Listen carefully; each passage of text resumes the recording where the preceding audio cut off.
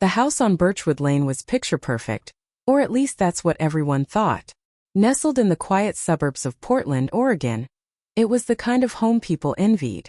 A white picket fence, a garden bursting with lavender and daisies, and a cozy living room where Oliver liked to sprawl out on the floor with his Legos. To the outside world, my life seemed flawless. Me, Eleanor, a yoga teacher with a peaceful demeanor, and Gavin, my ambitious husband who ran his own tech startup.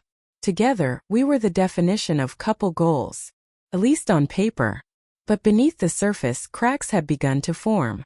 Gavin had been acting strange lately. He'd come home late more often than not, claiming he was swamped with work.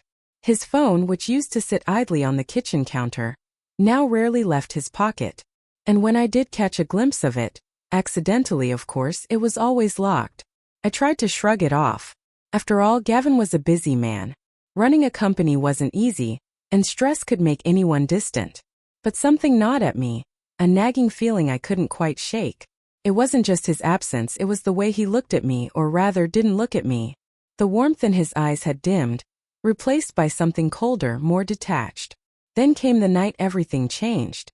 Gavin kissed me goodbye before heading out for what he said was a business trip to Seattle. 2 days, he promised. I'll be back before you know it.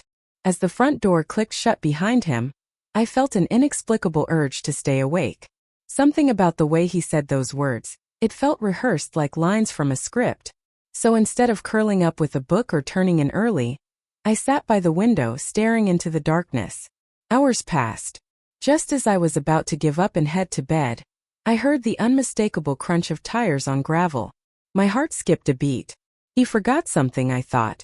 But when I peeked through the blinds, my stomach dropped. It wasn't just Gavin stepping out of the car. Beside him stood a woman, her silhouette illuminated faintly by the porch light. She laughed at something he said, her hand resting casually on his arm.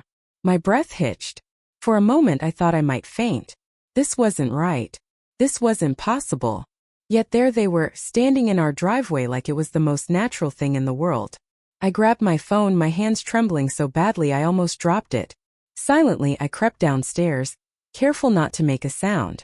When I reached the living room I froze. Through the half-open door I saw them. Gavin pulled her close, whispering something against her ear before kissing her deeply. Felt like time stopped. My chest tightened and tears blurred my vision. I snapped a photo without thinking, the flash of the camera nearly giving me away. Then, clutching the phone like a lifeline, I bolted upstairs, my mind racing. Who was she? How long had this been going on? And why hadn't I seen it sooner? I spent the rest of the night pacing the bedroom, replaying the scene over and over in my head. Every time I closed my eyes, I saw them. Their lips pressed together, her hand on his shoulder. It was like a wound that wouldn't stop bleeding, each memory reopening the cut. By morning, exhaustion weighed heavily on me, but sleep had eluded me entirely. Gavin returned around sunrise, looking disheveled but otherwise unbothered. He walked into the kitchen, humming softly as if nothing had happened. Watching him pour himself a cup of coffee made bile rise in my throat. "Morning," he said cheerfully, glancing at me. "You're up early." His casual tone infuriated me. How could he act so normal after what I'd witnessed? Clutching my phone tightly, I forced myself to speak. "Where were you last night?" He paused mid-sip, his expression shifting slightly. "Seattle. You know that." "No," I shot back, my voice shaking. "You weren't in Seattle. You brought someone here." "Who is she?" For a split second, panic flickered across his face. Then, just as quickly, it vanished, replaced by a mask of confusion. "What are you talking about? Are you feeling okay?" That's when I showed him the photo. His reaction told me everything I needed to know. First came shock, then anger, and finally resignation. "It's not what it looks like," he began, stumbling over his words. But I wasn't buying it. "Don't lie to me," I snapped. "Tell me the truth, Gavin. Now." And that's when he broke. Sort of. Her name was Lila. She worked at his company, an intern apparently. They'd been seeing each other for months. Months. While I was teaching yoga classes and helping Oliver with his homework, Gavin had been sneaking around behind my back. "I can explain," he pleaded, reaching for my hand. But I jerked away, nausea churning in my stomach. Explain what? How you betrayed me. Betrayed us. Before he could respond, I grabbed my keys and stormed out of the house. I drove aimlessly for hours, my mind a whirlwind of emotions. Finally, I called Maya. You won't believe what I found out. I whispered, my voice breaking. What happened? She asked immediately, concern evident in her tone. I hesitated, unsure where to even begin. But as the words spilled out, one thing became clear. I couldn't face this alone. Not anymore. The next morning I sat at the kitchen table, staring blankly at the empty coffee mug in front of me. Gavin had barely spoken since my outburst the night before. Instead, he busied himself with meaningless tasks, straightening the already tidy countertops, flipping through a newspaper he wasn't actually reading. It was as if he hoped silence could erase the truth. But it couldn't. Not for me. Finally, unable to bear the tension any longer, I slammed my hands on the table. We need to talk. He flinched but didn't meet my eyes. Eleanor, please. Let's not do this now. Not do this now?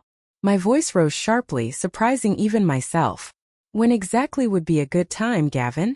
When you've moved her into our home permanently. His jaw tightened and for a moment I thought he might explode. But instead, he sighed heavily and sank into the chair across from me. Okay, he said quietly. What do you want to know? I wanted to scream. Did he really think this was some kind of negotiation? That I'd calmly sit here while he explained away his betrayal? But I forced myself to stay composed. Start with Lila. How long has this been going on? He hesitated, his fingers drumming nervously against the table. A few months. A few months. The words came out strangled. Months. Plural. While I was planning family dinners and picking Oliver up from school, Gavin had been sneaking around with someone half his age. It wasn't supposed to happen, he muttered, running a hand through his hair. It just did. That's your excuse? I shot back, incredulous. You just decided to cheat on me? To bring her here, to our home? She means nothing to me, he snapped suddenly, his voice rising. It's you, Eleanor. It's always been you. I stared at him, stunned by the audacity of his words. Then why are you still lying to me? For a moment we sat in silence, the weight of everything unsaid pressing down on us. Then slowly Gavin reached for his phone.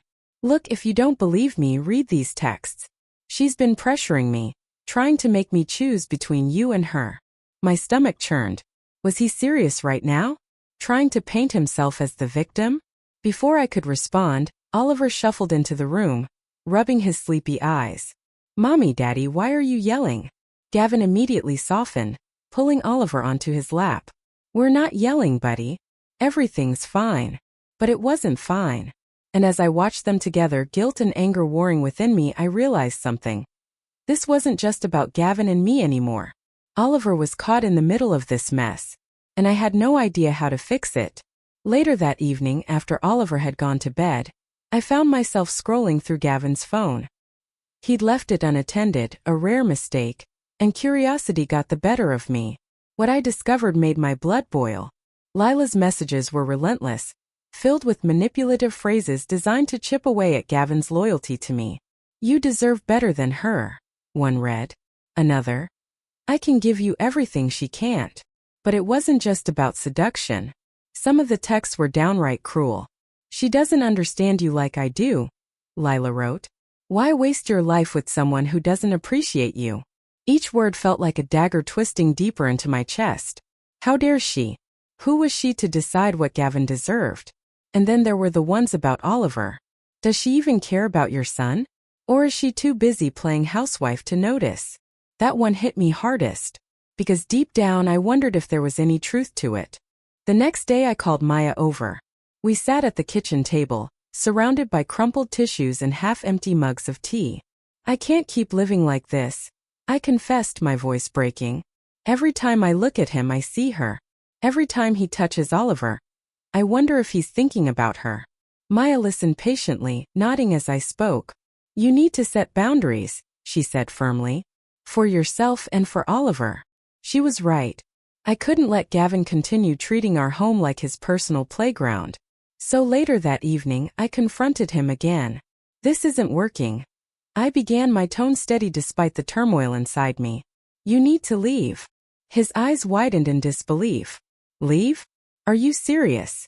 Yes, I replied, crossing my arms. You've betrayed us, Gavin. You've brought someone else into our lives without any regard for how it affects Oliver. Or me. You're being unreasonable, he shot back, his voice rising. Do you really think kicking me out will solve anything? It's not about solving anything, I countered. It's about protecting myself and my son. From now on, you only see Oliver under supervision. You can't do that, he exploded, slamming his fist on the counter. He's my son too. And you're a father who's chosen to put his mistress ahead of his family. I shot back, refusing to back down. If you want to see him, you'll respect my rules. For a moment he looked like he might lunge at me. But then his expression shifted, cold, calculating. Fine, he said finally, his voice eerily calm. But don't think this is over, Eleanor. If you push me, I'll fight back. And trust me, you won't like the consequences. The days that followed felt like walking through quicksand. Every step forward required all my strength. But I knew I couldn't do this alone. So, I made an appointment with a divorce attorney and started seeing a therapist. Meeting with the lawyer was overwhelming.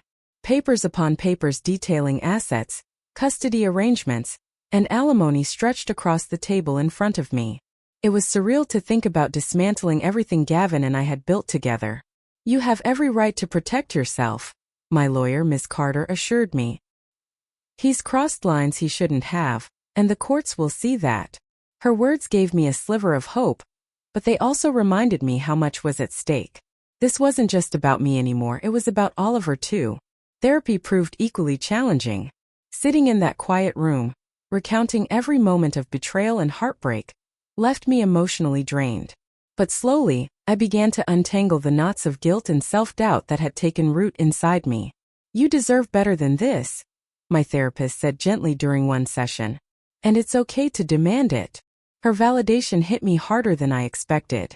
For so long, I'd blamed myself for Gavin's actions, questioned whether I'd been too distant, too busy, or simply not enough. But now I realized the problem wasn't me. It was him. Then came the day Gavin showed up unannounced at my yoga studio. He looked disheveled, his usual confidence replaced by desperation. Can we talk? He asked, his voice trembling.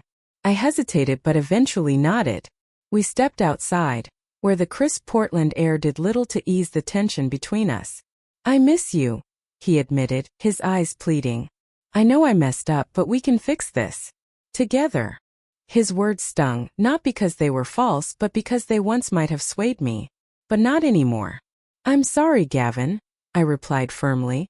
I can't live in a relationship built on lies. Not again. His face fell, and for a moment I thought he might cry. Instead, he straightened, his expression hardening. You're making a mistake, he warned. But fine. Have it your way. As he walked away, I felt a strange mix of relief and sadness.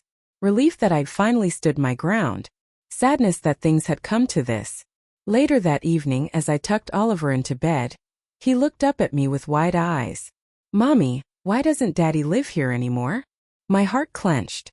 How could I explain something so complicated to someone so young? Sometimes grown-ups make choices that mean they can't live together anymore, I said softly. But that doesn't change how much Daddy loves you, or how much I love you. He nodded thoughtfully, though I could tell he didn't fully understand. I love you too, Mommy, he whispered before drifting off to sleep.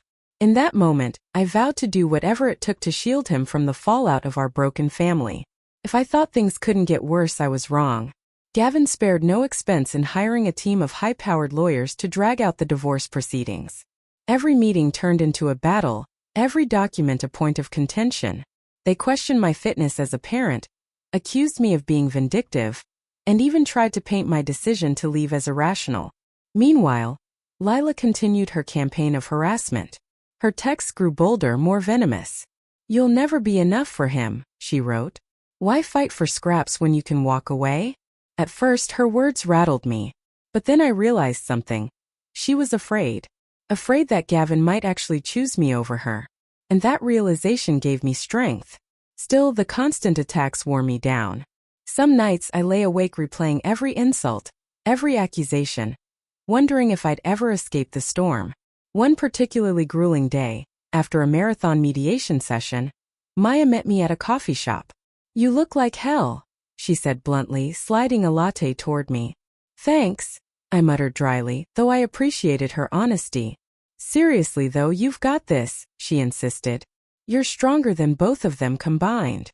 Her unwavering support meant more than she knew. Without her, I might have crumbled under the weight of everything. That night, as I scrolled through yet another round of Lila's taunts, I deleted the messages without reading them. This isn't about her, I told myself firmly. It's about me and Oliver. For the first time in weeks, I felt a glimmer of control. Maybe I couldn't stop them from trying to hurt me, but I could decide how much power I gave them over my life. Maya wasn't the only one who helped pull me through. Through a mutual friend, I met a group of women who, like me, had survived toxic relationships. We gathered weekly at a cozy cafe downtown, sharing stories and offering advice. "I used to think I deserved what happened to me," confided Sarah, a single mom of 2. "But then I realized, he was the problem, not me." Her words resonated deeply. Hearing their experiences reminded me that I wasn't alone, that countless others had faced similar battles and emerged stronger. One evening, after a particularly inspiring meeting, Maya pulled me aside.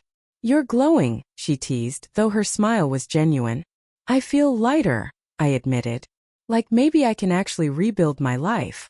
"That's because you can," she said firmly. "And you don't have to do it alone." Her reassurance brought tears to my eyes. For so long I'd carried the burden of shame and fear. But now, surrounded by people who believed in me, I dared to imagine a future free of Gavin's shadow. Before heading home, I stopped by a park near the cafe. Watching children laugh and play filled me with determination. This isn't just my story, I realized. It's theirs too. Their chance to see that love should never come at the cost of your dignity. The courtroom was silent as the judge delivered her verdict. Full custody of Oliver awarded to me, along with child support and a fair division of assets. Relief washed over me, but it was short-lived. Outside the courthouse, Gavin cornered me. His face was red with anger, his voice low and menacing. "This isn't over," he hissed. "It is for me," I replied coolly, stepping past him.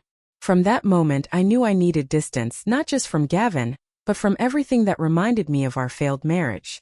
With Maya's help, I found a small apartment on the outskirts of Portland. It wasn't much, but it was mine. On moving day, as I unpacked boxes in the new space, Oliver ran excitedly from room to room. "I like it here, Mommy," he declared, plopping onto the couch. "So do I, buddy," I said, smiling despite the exhaustion. That night, as I sat alone in the quiet apartment, I reflected on everything I'd endured. "I'm not defined by his mistakes," I whispered to myself, "or hers. I'm defined by what I choose to do next." 6 months later, I opened my own yoga studio, a dream I put on hold for far too long. The grand opening was modest but heartfelt. Friends, clients, and even a few members of my support group showed up to celebrate. As I guided my first class, I felt a sense of peace I hadn't known in years. Oliver thrived in our new routine. He attended school nearby, made friends easily, and seemed happier than ever.